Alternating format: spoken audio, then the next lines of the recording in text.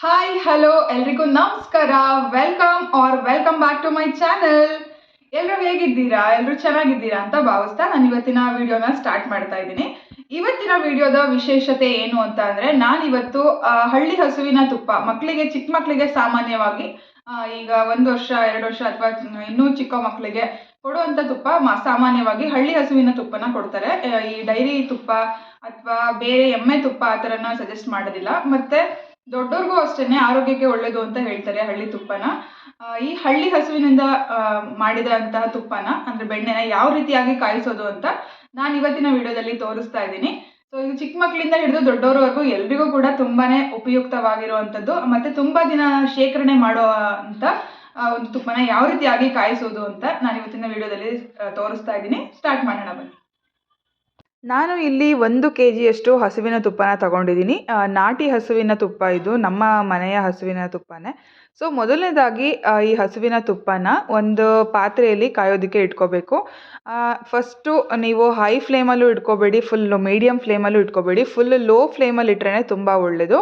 Full high ಫ್ಲೇಮಲ್ಲಿ ಇಟ್ಕೊಂಡ್ರೆ ತುಪ್ಪ ಸೀದೋಗೋವಂಥ ಚಾನ್ಸಸ್ ಇರುತ್ತೆ. ಸೊ ಸ್ವಲ್ಪ ಲೇಟ್ ಆದರೂ ಪರವಾಗಿಲ್ಲ, ಆಗೋವಂಥದ್ದು ಸ್ವಲ್ಪ ಮೀಡಿಯಮ್ ಫ್ಲೇಮ್ ಇಲ್ಲ ಲೋ ಫ್ಲೇಮಲ್ಲಿ ಇಟ್ಟರೆ ಬೆಟರ್ ಅಂತ ಹೇಳ್ಬೋದು. ತುಪ್ಪ ನೀಟಾಗಿ ಚೆನ್ನಾಗಿ ಬರುತ್ತೆ. ಸೊ ಅದನ್ನು ಲೋ ಫ್ಲೇಮಲ್ಲಿ ಇಟ್ಕೊಂಡು ಕಾಯೋದಕ್ಕೆ ಬಿಟ್ಟರೆ ಅದು ನೀಟಾಗಿ ಅದರ ಇಂಪ್ಯೂರಿಟೀಸ್ ಎಲ್ಲ ಒಂದು ಕಡೆ ಹೋಗಿ ಸ್ಟೋರ್ ಆಗುತ್ತೆ. ನೆಕ್ಸ್ಟ್ ಅದು ತುಪ್ಪ ಕುದಿಯೋದಕ್ಕೆ ಸ್ಟಾರ್ಟ್ ಆಗುತ್ತೆ. ಈ ತುಪ್ಪಕ್ಕೆ ಏನೇನು ಇಂಗ್ರೀಡಿಯೆಂಟ್ಸ್ ಬೇಕೋ ಅಥವಾ ಏನೇನು ಹಾಕಬೇಕು ಅದನ್ನು ಮಾಡೋದಕ್ಕೆ ಅಂತ ನೋಡೋಣ. ಸೊ ಇಲ್ಲಿ ನಾನು ಕೆಲವೊಂದು ಇಂಗ್ರೀಡಿಯೆಂಟ್ಸ್ ತೊಗೊಂಡಿದ್ದೀನಿ.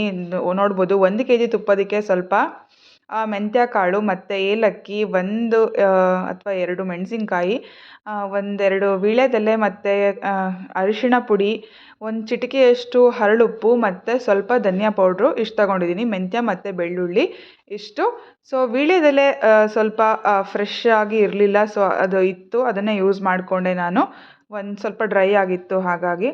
ಸೊ ಏನೂ ಆಗಲಿಲ್ಲ, ಅದು ಟೇಸ್ಟ್ ತುಂಬಾ ಚೆನ್ನಾಗಿ ಬಂತು. ಅದು 1 ಡೇ ಆಗಿತ್ತಷ್ಟೇ ಅದನ್ನು ಕಟ್ ಮಾಡಿ ತಗೊಂಡು ಬಂದು ಅದು ಕಾರಲ್ಲೇ ಇಟ್ಟಿದ್ದರಿಂದ ಅದು ಸ್ವಲ್ಪ ಹೀಟ್ಗೆ ಡ್ರೈ ಆದಂಗಾಗಿತ್ತು.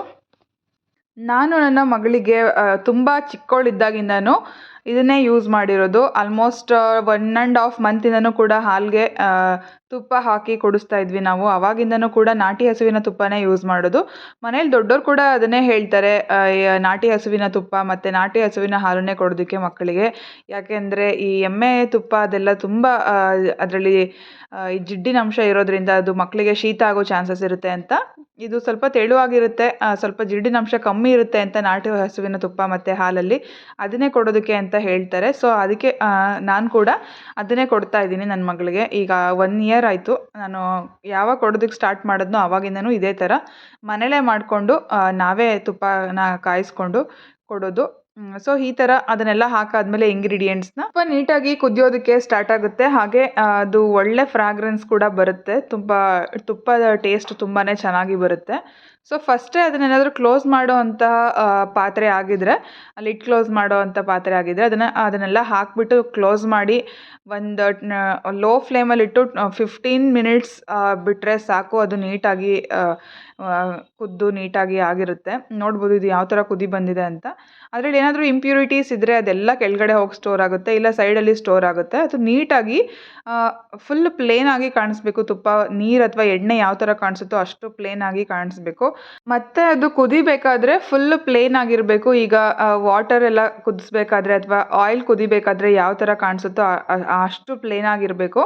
ಅಲ್ಲಿವರೆಗೂ ತುಪ್ಪ ಅದು ಕಾಯ್ದಿಲ್ಲ ಅಂತ ಅರ್ಥ. ಅದು ನೀಟಾಗಿ ಕಾಯಿಸ್ಲಿಲ್ಲ ಅಂತ ಅಂದರೆ ಅದರಲ್ಲಿರೋ ಇಂಪ್ಯೂರಿಟೀಸ್, ಅಂದರೆ ಅದರಲ್ಲಿ ಏನು ಬೇರೆ ಇಂಪ್ಯೂರಿಟೀಸ್ ಬರಲ್ಲ. ಈ ಮಜ್ಜಿಗೆದು ಏನಿರುತ್ತೋ ಅಥವಾ ಈ ಮೊಸರಿಂದು ಸ್ವಲ್ಪ ಕಂಟೆಂಟ್ ಏನಿರುತ್ತೋ ಅದರಲ್ಲಿ ಸ್ವಲ್ಪ ಅಬ್ಸರ್ವ್ ಆಗಿರುತ್ತಲ್ವ ಮಜ್ಜಿಗೆ ಎಲ್ಲ ಮಾಡಬೇಕಾದ್ರೆ, ಬೆಣ್ಣೆನ ಕಡಿಬೇಕಾದ್ರೆ ಅದು ಒಂದು ಕಡೆ ಹೋಗಿ ಸ್ಟೋರ್ ಆಗುತ್ತೆ. ಫುಲ್ ತುಪ್ಪ ನೀಟಾಗಿ ಒಂದು ಕಡೆ ಬರುತ್ತೆ ನೀಟಾಗಿ ಕಾಯಿಸ್ತಾ ಹೋದ ಹಾಗೆ. ಸೊ ನೋಡ್ಬೋದು ಇದು ಯಾವ ಥರ ಕುದೀತಾ ಇದೆ ಅಂತ. ಸೊ ಇದನ್ನು ಒಂದು 15 to 20 ಮಿನಿಟ್ಸ್ ಬೇಕಾಗುತ್ತೆ. ಒಂದು 20 ಮಿನಿಟ್ಸೇ ಬೇಕು ಫುಲ್ ಕಂಪ್ಲೀಟ್ ಆಗೋ ಅಷ್ಟರಲ್ಲಿ. ಸ್ಟಾರ್ಟಿಂಗ್ ಸ್ವಲ್ಪ ಬಾಯ್ಲ್ ಆಗೋದಕ್ಕೆ ಬಿಟ್ಟು ನೆಕ್ಸ್ಟ್ ಅದನ್ನೆಲ್ಲ ಹಾಕಿ ನಮಗೆ ಏನು ಇಂಗ್ರೀಡಿಯೆಂಟ್ಸ್ ಬೇಕೋ ಅದನ್ನು ಹಾಕಿ ಈ ಥರ ಕುದಿಯೋದಕ್ಕೆ ಬಿಡಬೇಕು. ನಾವು ನಮ್ಮ ಮನೆಯಲ್ಲಿ ಅಂಗಡಿಯಿಂದ ರೆಡಿಮೇಡ್ ತುಪ್ಪ ತರೋದು ತುಂಬಾ ಕಮ್ಮಿ. ಬ್ರ್ಯಾಂಡ್ಗಳು ತುಪ್ಪ ಕೆಲವೊಂದು ಅದನ್ನೆಲ್ಲ ತರೋದು ತುಂಬಾ ಕಮ್ಮಿ. ಅವಾಗಿಂದನೂ ನಮ್ಮ ಮನೆಯಲ್ಲಿದ್ದರೆ ಅದನ್ನೇ ತುಪ್ಪ ಮಾಡ್ಕೊಳ್ತೀವಿ, ಬೆಣ್ಣೆ. ಇಲ್ಲ ಅಂದರೆ ಹೊರಗಡೆ ಈ ಹಳ್ಳಿ ಹಸುವಿನ ತುಪ್ಪ ಸಿಕ್ಕಿದ್ರೆ ಅದನ್ನು ಬೆಣ್ಣೆ ತಗೊಂಡು ತುಪ್ಪನ ಕಾಯಿಸ್ಕೊಳ್ತೀವಿ. ಈ ಥರ ಮನೆಯಲ್ಲೇ ಮಾಡ್ಕೊಳ್ತೀವಿ. ಸೊ ಇದು ನಮಗೆ ಯಾವ ರೀತಿ ಬೇಕೋ ಆ ರೀತಿ ಕಾಯಿಸ್ಕೋಬೋದು, ನಮಗೆ ಬೇಕಾಗಿರೋ ಇಂಗ್ರೀಡಿಯೆಂಟ್ಸ್ ಹಾಕಿ. ಆಮೇಲೆ ಪ್ಯೂರಿಟಿನೂ ತುಂಬ ಚೆನ್ನಾಗಿರುತ್ತೆ.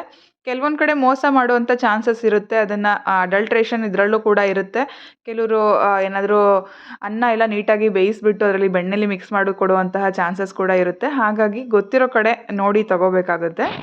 ಈಗ ಇದು ತುಪ್ಪ ಆಲ್ಮೋಸ್ಟ್ ರೆಡಿ ಆಗಿದೆ. ಎಲ್ಲ ಇಂಪ್ಯೂರಿಟೀಸ್ ಕೂಡ ಒಂದು ಕಡೆ ಕೆಳಗಡೆ ಹೋಗಿ ಸ್ಟೋರ್ ಆಗಿದೆ, ಮತ್ತು ಸೈಡಲ್ಲಿ ಇರುತ್ತೆ. ಅದನ್ನು ಅದು ಎಷ್ಟು ತಿಳಿ ಆಗ್ತಾ ಹೋಗುತ್ತೋ ತುಪ್ಪ ಆಗ ರೆಡಿ ಆಗಿದೆ ಅಂತ ನೋಡ್ಕೋಬೇಕು. ಸೊ ಫುಲ್ ನೀವು ಕಾಯಿಸ್ತಾನೆ ಹೋದರೆ, ಎಲ್ಲಾದರೂ ಮಿಸ್ ಮಾಡಿ ಆ ಕಡೆ ಈ ಕಡೆ ಹೋದ್ರಿ ಅಂತಂದರೆ ಸ್ವಲ್ಪ ಮೀಡಿಯಮ್ ಫ್ಲೇಮಲ್ಲಿ ಏನಾದರೂ ಇಟ್ಟು ಇದು ಫುಲ್ ಸೀದೋಗ್ಬಿಟ್ಟಿರುತ್ತೆ. ಒಂದು ಸ್ವಲ್ಪ ಫ್ರ್ಯಾಕ್ಷನ್ ಆಫ್ ಸೆಕೆಂಡ್ಸಲ್ಲೇ ತುಪ್ಪ ಹಾಳಾಗಿಬಿಡುತ್ತೆ. ನೀಟಾಗಿ ಅಲ್ಲೇ ಇದ್ದು ನೋಡಿಕೊಂಡು ಮಾಡಿದ್ರೆ ನೀಟಾಗಿ ಬರುತ್ತೆ ತುಪ್ಪ, ತುಂಬಾ ಚೆನ್ನಾಗಿ ಬರುತ್ತೆ. ಸೊ ಒಂದು 5 ಸೆಕೆಂಡ್ 10 ಸೆಕೆಂಡ್ಸಲ್ಲೇ ಸೀದೋಗುವಂಥ ಚಾನ್ಸಸ್ ಇರುತ್ತೆ. ಇದು ನಮ್ಮ ಮನೆಗಳಲ್ಲೂ ಕೂಡ ಆಗಿದೆ. ಏನಾದರೂ ತುಪ್ಪನ ಕಾಯಿಸೋದಕ್ಕೆ ಇಟ್ಟು ಬೇರೆ ಏನಾದರೂ ಕೆಲಸ ಮಾಡೋಕ್ಕೆ ಹೋಗಿ ಅದನ್ನು ಮರೆತು ಆ ಥರ ಮಾಡಿ ತುಪ್ಪ ಸೀದೋಗಿರೋಂತಹ ಉದಾಹರಣೆಗಳು ಕೂಡ ಇದೆ. ಸೊ ಈ ಥರ ಆದಾಗ ತುಪ್ಪ ಆಲ್ಮೋಸ್ಟ್ ರೆಡಿ ಆಗಿದೆ ನೋಡ್ಬೋದು. ಈಗ ತಿಳಿ ಆಗಿದೆ ಅದು, ಅದೆಲ್ಲ ಕೆಳಗಡೆ ಹೋಗಿ ಸ್ಟೋರ್ ಆಗಿದೆ. ಈ ಥರ ನೀಟಾಗಿ ಕ್ಲಿಯರ್ ಆದಮೇಲೆ ಅದನ್ನು ಸ್ಟವ್ನ ಆಫ್ ಮಾಡಿ ಒಂದು ಸ್ವಲ್ಪ ಹೊತ್ತು ತೆಗೆದಿಡಿ. 1 ಆರ್ 2 ಮಿನಿಟ್ಸ್ ಈ ಥರ ತೆಗೆದಿಟ್ಟಾದ್ಮೇಲೆ ಸ್ವಲ್ಪ ಅದು ಆರಿರುತ್ತೆ. ನಂತರ ನೀವು ಯಾವ ಬಾಕ್ಸಿಗೆ ಹಾಕೋಬೇಕೋ ಆ ಬಾಕ್ಸಿಗೆ ಹಾಕೋಬೇಡಿ. ನಾನಿಲ್ಲಿ ಒಂದು ಸ್ಟೀಲ್ ಬಾಕ್ಸಿಗೆ ಹಾಕಿಡ್ತೀನಿ ಯಾವಾಗ್ಲೂ. ಇದಕ್ಕೆ ಆಲ್ಮೋಸ್ಟ್ ಫುಲ್ ಮಾಡಿ ಇಟ್ಟಿರ್ತೀನಿ ನಾನು, ಯಾವಾಗ್ಲೂ ಕಾಯಿಸೋದಕ್ಕೆ ಹೋಗಲ್ಲ.